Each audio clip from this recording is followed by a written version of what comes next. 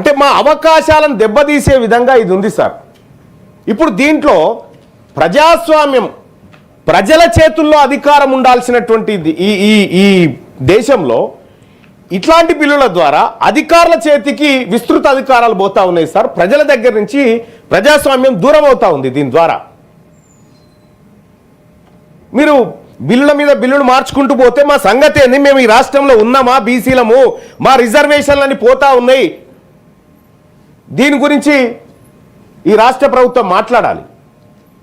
అందుకోసమే సార్ చాలాసేపు నేను చూస్తా ఉన్నాను, చాలా బాధ అనిపిస్తూ ఉంది బిల్లులు చూసిన తర్వాత. గింత అన్యాయంగా అంటే ఈ బిల్లు ఏం చెప్తుందంటే బీసీలారా మీరు ఇంకా తీసేస్తున్నాం మీ రిజర్వేషన్ అని చెప్తా ఉంది అన్నట్టు.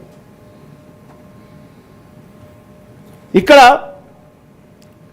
సార్ ఈ బిల్లుకు అది మా బీసీల బాధ అయితే ఈ బిల్లుకు సంబంధించి సార్ ఇదివరకే మనం పారిశ్రామిక వాడల్ని ఇక్కడి నుంచి తీసి బయటేయాలనుకుంటున్నాం సార్. ఇప్పుడు మనం పరిధి బయటేస్తా ఉన్నామా, పరిధి లోపల ఉన్నాయి ఇంకేమైనా మిగిలిపోయినాయి అనేది కూడా ప్రభుత్వం ఒకసారి చూడాలి సార్.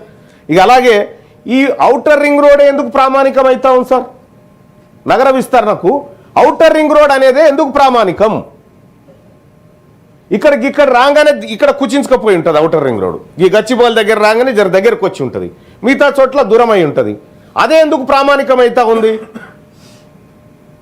ఈ రాష్ట్ర ప్రభుత్వం చెప్పాల్సినటువంటి అవసరం ఉంది సార్. ఇక ఒకే విధమైనటువంటి పన్ను విధానం సార్. జూబ్లీ హిల్స్లో ఉన్నటువంటి వ్యక్తికి, పోచారం గ్రామ పంచాయతీలో గుడిసేసుకున్నటువంటి వ్యక్తికి ఒకే రకమైన పన్ను విధానం అంటే ఏం చెప్పదలుచుకున్నారు సార్ దీని ద్వారా?